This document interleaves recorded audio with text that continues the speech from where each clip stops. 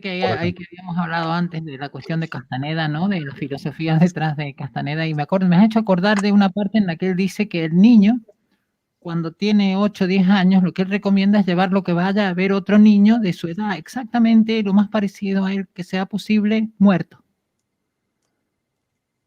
Y que lo toque ciertas partes que no le puede tocar.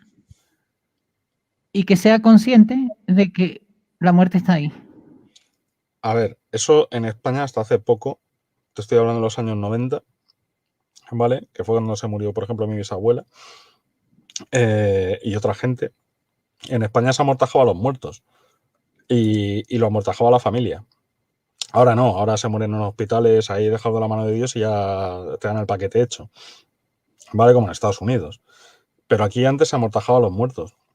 Y los niños, éramos niños y teníamos contacto con la muerte. No exactamente gente de nuestra edad, pero sabíamos que ahí estaba el muñeco, que decíamos, ¿sabes? O sea, comprendíamos cómo la persona dejaba de ser persona y era el muñeco, ¿sabes?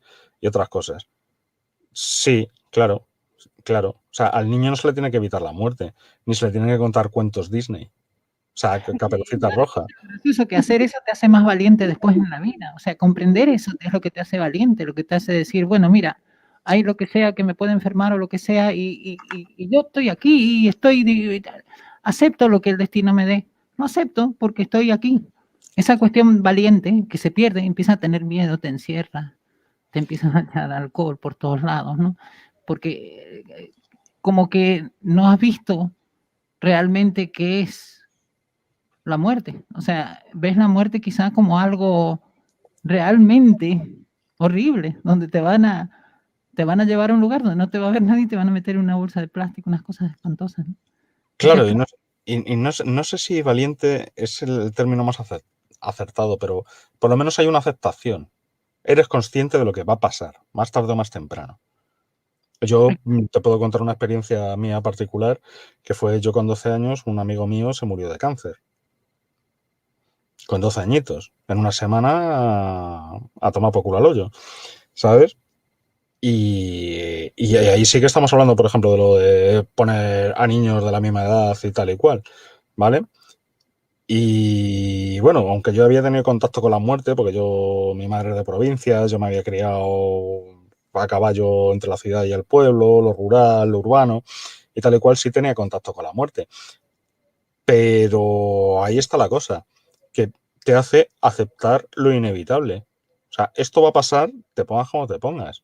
Ahora, yo decidí que mi vida girase en torno al momento del óbito y hacer lo que pudiera en función de. O sea, no una cosa de hacer todo lo que pueda antes de. No, sino en función de. O sea, vive joven, muere rápido, deja un bonito cadáver. Bueno, eso es una filosofía. También puedes practicar otras.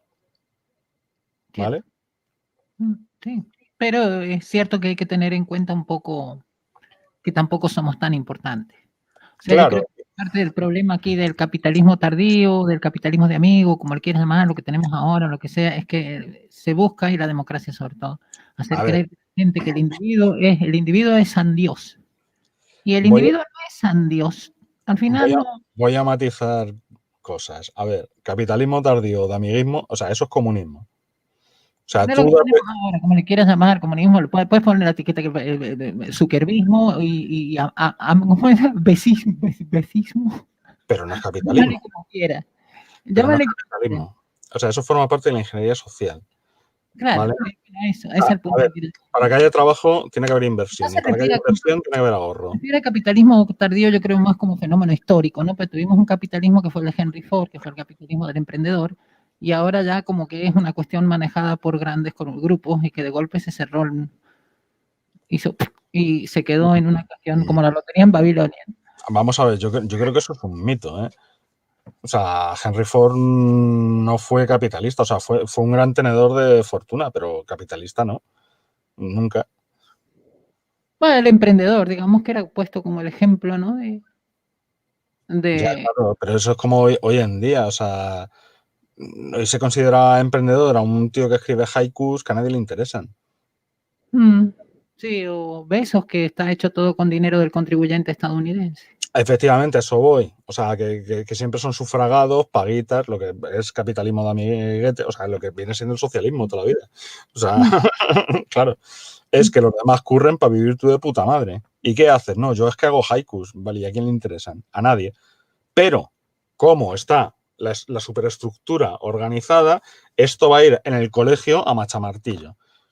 Y al que no le gusten tus haikus, le vamos a pegar un tiro. Porque en última instancia es lo que pasa. ¿Tú crees que harían algo contra una resistencia? Yo creo que ya hasta se ríen de la resistencia. Yo creo que ya hasta buscan cómo hacer la resistencia tonto útil.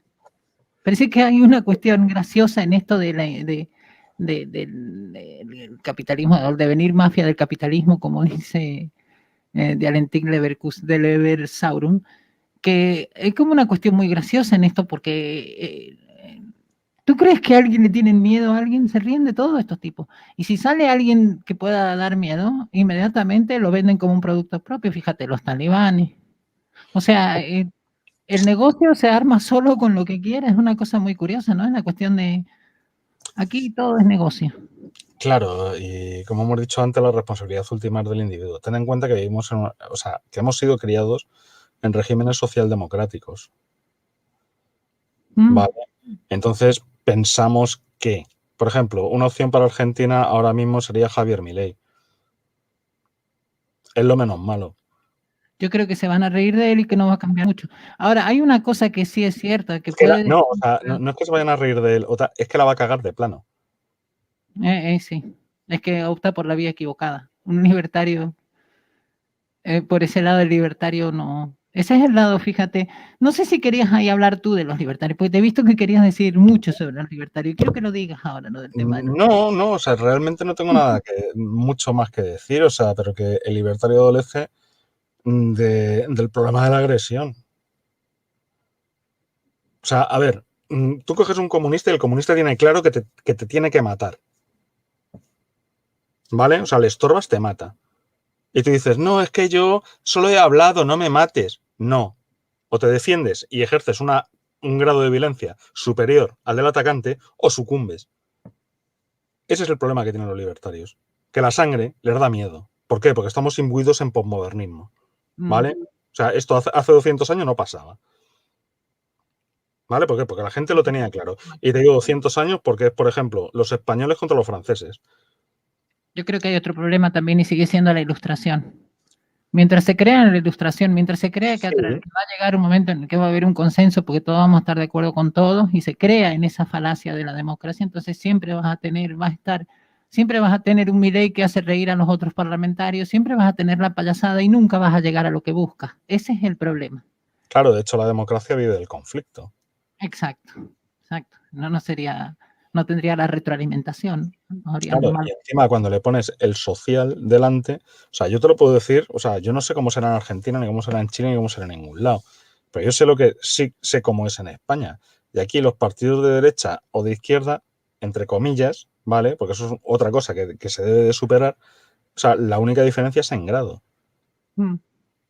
En grado. O sea, o sea, el partido de derechas tiene exactamente el mismo planteamiento económico, la superestructura estatista y tal, que el de izquierdas. O sea, solo difieren en grado. O sea, unos te van a decir hay que poner más policía y otros menos, pero ninguno la va a quitar. Por ejemplo, las duplicidades de cargos, el no sé qué. A ver, está bien que haya según qué duplicidades, ¿no? O sea, tú, por ejemplo, vas en un tren, tienes un freno y tienes un freno de emergencia. Está bien que haya una duplicidad, ¿no? ¿Vale? Pero eso es un caso extremo. Ahora, centralismo, descentralización, no sé qué. Todos, absolutamente todos llevan el mismo programa. Tatuado a fuego. ¿Por qué? Porque es socialdemocracia. O sea, no hay derecha, o sea, no hay una oposición. Entendiendo como derecha a lo opuesto a la izquierda, que nos han vendido, pero es que no es así. ¿Sabes? O sea, tan de izquierdas es un monárquico como un no monárquico. En los días que corren. Claro, eso antes la diferencia estaba muy bien diferenciada. Claro, es cierto, hablábamos de la posmodernidad, que no yo se lo dije a Hermesilla, la posmodernidad no la puede escapar nadie, tú eres un posmoderno también, le dije a Hermesilla. Todos somos posmodernos aquí. O sea, aquí ninguno, aquí el que venga a dárselas de Juana de Arco o tú y yo por edad nos escapamos un poquito de la posmodernidad, ¿eh? Somos generación bisagra, fíjate, muchos se suicidaron. Sí. Precisamente de nuestra generación vienen muchos suicidados por eso. Eso Por también es verdad. el shock. ¿Tú te acuerdas del lobo estepario de Germán Hesse, no? El Sí, problema, ¿cuál era el problema de cómo se llamaba el personaje? Ahora no me voy a acordar el nombre. El problema era que él estaba en una época en la que no entendía una mierda lo que pasaba. claro. No entendía nada. ¿Y qué haces en una situación así? Te acabas casi convirtiendo en una especie de ermitaño, lo que decíamos antes. Terminas en desconfianza con la mayoría de la gente, empiezas a pensar de que... Ahora es interesante lo del, volviendo al tema de la democracia, ¿no? Es interesante, estaba viendo este muchacho, que el negro de Vox, que le dicen, el chico, no me Sí, acuerdo, ¿no? Bertrán Endongo. Y hay una cierta honestidad en mucho, por ejemplo, en el caso de un extranjero, ¿no? Como es él que está en España y que ve que se está yendo a la mierda a España.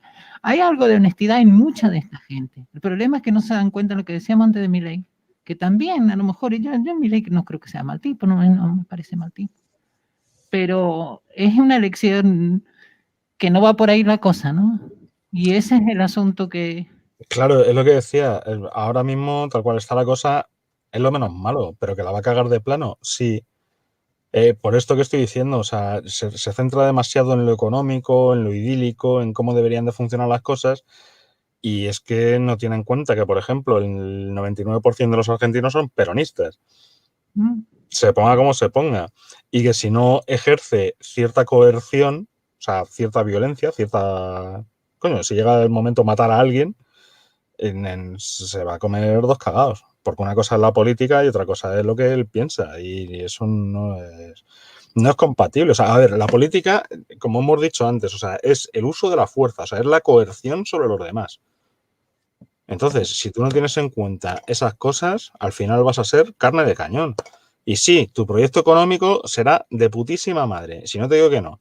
Pero como haya 4 tíos tirándote piedras, ya las has cagado. Ya las has cagado. ¿Qué tienes que hacer? Pues evitar que esos tíos... Y entonces, ¿cómo lo haces? ¿Y cómo no lo haces? ¿Y en qué punto te sitúa entonces?